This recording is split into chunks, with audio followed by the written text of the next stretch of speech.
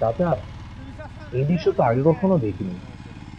চাচা জানাচ্ছিলেন তার গরু দিয়ে হাল চাষ দেখে এখনকার তরুণদের অভিজ্ঞতা। সত্যি, এখন আর এই দৃশ্য দেখা যায় না। প্রান্তিক এই কৃষকের ভাষ্য মতে, যন্ত্র আসার পর অনেক কিছু বদলে গেছে, কিন্তু গরু দিয়ে চাষ করলে মাটির গুণগত মান ঠিক থাকে। তাদের পূর্বপুরুষের ঐতিহ্য এখনো তারা ধরে রেখেছে, শুধুমাত্র মাটি ও ফসলের স্বার্থে।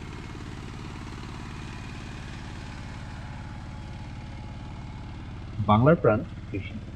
আধুনিক যন্ত্রের আগে আমাদের পূর্বপুরুষেরা গরু দিয়ে জমি চাষ করতেন। আজ আমরা দেখব কিভাবে এখনো অনেক কৃষক ঐতিহ্যগত পদ্ধতিতে গরু দিয়ে হাল চাষ করে।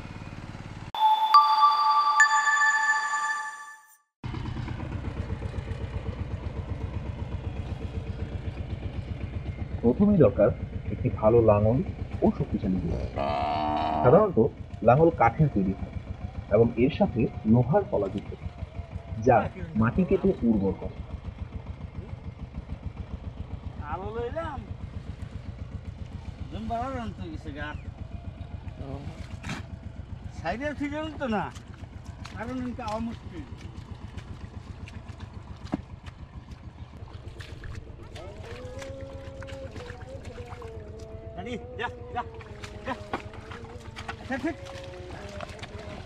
দুইটি গরুকে একসঙ্গে চালানো হয়, তারপর কৃষক লাঙলটি ধরে রাখেন। গরুর শক্তির মাধ্যমে জমির উপরের স্তর আলগা হয়, যা ফসল চাষের জন্য জমিকে প্রস্তুত করে। যারা আগে কখনো এটি দেখেনি তারা হয়তো ভাবছে এটি কতটা পরিশ্রম সাধ্য কাজ।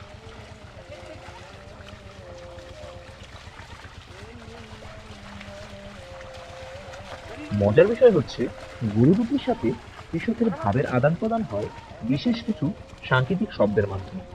যেমন ডানি ডানি মানে ডানে, বায়ে বায়ে মানে বামে, হাইট হাইট মানে মোড় ঘুরবে, বরাবর মানে সোজা, এবং সবুর মানে থামা। এই যেন অদ্ভুত এক সম্পর্ক, যেখানে অবুঝ প্রাণীও বুঝে যায় মনিবের নির্দেশনা।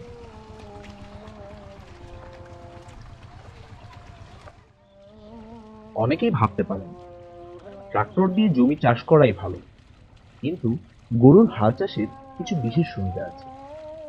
প্রথমত, ট্রাক্টরের ভারী ওজন মাটিকে শক্ত করে ফেলে, কিন্তু গরুর লাঙল মাটি আলগা রাখে, যা ফসলের জন্য ভালো। দ্বিতীয়ত, ট্রাক্টরের জন্য ডিজেল লাগে, যা ব্যয়বহুল ও পরিবেশের জন্য ক্ষতিকর। গরু দিয়ে চাষ করলে খরচ কম হয় এবং কার্বন নিঃসরণেরও কোনো ঝামেলা নেই। তৃতীয়ত, গরু দিয়ে চাষ করলে মাটির নিচের ক্ষুদ্র প্রাণীগুলো বেঁচে থাকে, যা জমির উর্বরতা বাড়ায়। তাহলে আমরা বলতে পারি, ট্রাক্টর দিয়ে হাল চাষ না করে গরু দিয়ে হাল চাষ করলে মাটির গুণমান ঠিক থাকে, সাশ্রয়ী ও পরিবেশ বান্ধব হয় তা, এবং এটি জীববৈচিত্র্য রক্ষা করে।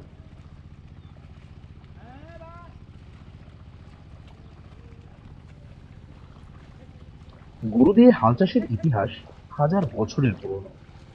আমাদের পূর্বপুরুষেরা ঠিক এভাবেই চাষ করতেন। প্রাচীন মিশর, ভারত, চীন, এমনকি গ্রিক সভ্যতায় গরুর হাল চাষের প্রমাণ পাওয়া গেছে। বাংলাদেশে শত শত বছর ধরে কৃষকরা এই পদ্ধতি ব্যবহার করে আসছে।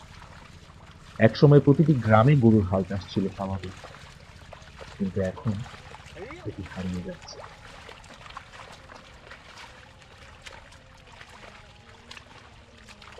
গরু দিয়ে হাল চাষ শুধু চাষাবাদের একটি পদ্ধতি নয়, এটি আমাদের সংস্কৃতির, ঐতিহ্যের এবং জীবনযাত্রার একটি অংশ। সময় বদলেছে, প্রযুক্তি এগিয়েছে, কিন্তু প্রকৃতির সঙ্গে মিল রেখে কাজ করার এই পুরনো কৌশল এখনো অনেক কৃষকের ভরসা।